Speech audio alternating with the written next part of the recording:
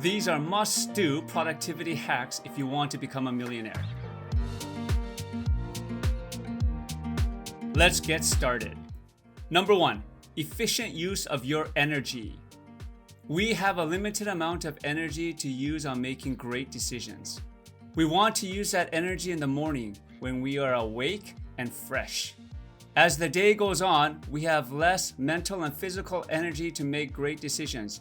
If you're leaving decisions until the end of the day, specifically important decisions, you might not be making the best decision that you can.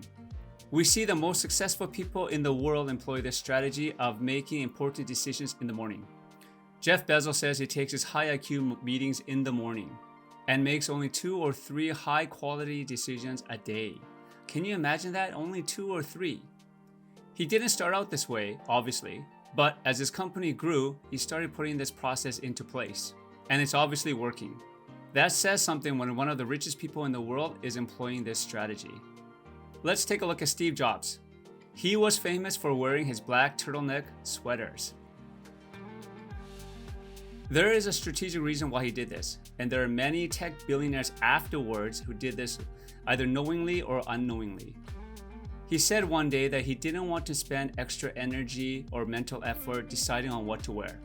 And I totally understand this. I started doing this before I even knew the Apple founder was doing this as a strategy. I used to wear different suits every day, different shirts, different ties, different shoes, different combinations of that every single day when I went to work. But one day I just started wearing the same thing. I think a part of it was because I was getting lazy, but the other part was that I just didn't want to spend any time thinking or choosing what to wear today. And that habit just continued on till today. My wife calls me Gene Jobs after Steve Jobs because I wear similar clothes every single day. Unless I have a specific meeting where I need to wear a suit or wear something nicer, you'll usually find me in jeans and a sweatshirt. So try to get through your important meetings in the morning. That's when you're the most fresh, the most alert, your brain has the most energy, your body has the most energy, and you're going to make the best high quality decisions in the morning. And all these decisions over time are going to compound.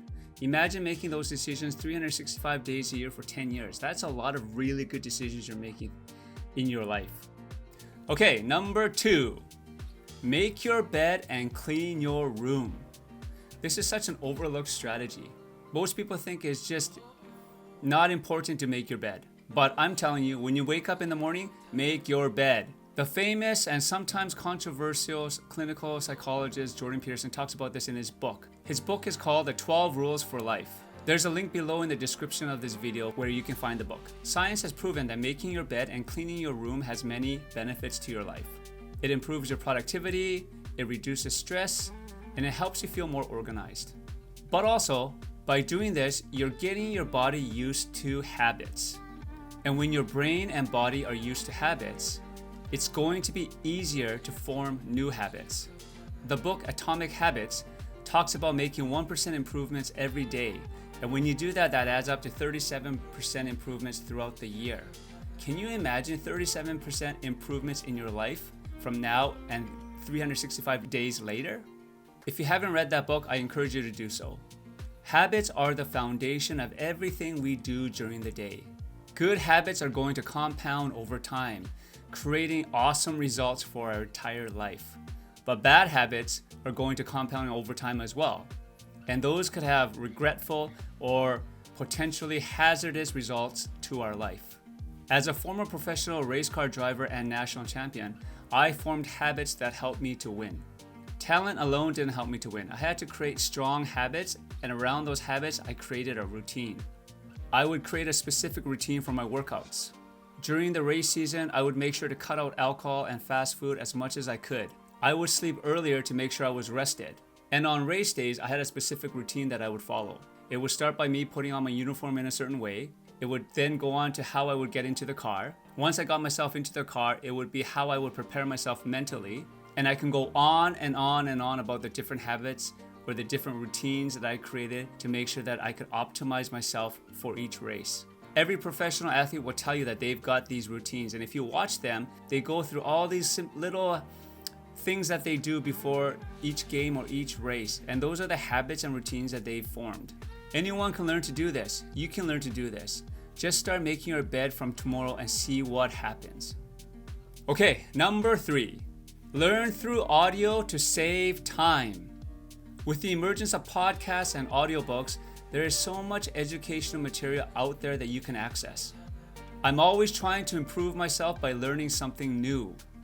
I don't need to be an expert on every topic, but I enjoy learning about a specific topic until I'm satisfied that I know enough about it. Rather than setting aside a specific time, I tend to listen to audiobooks when I'm doing something, when I'm in the middle of an event. And these events can be things such as driving a car.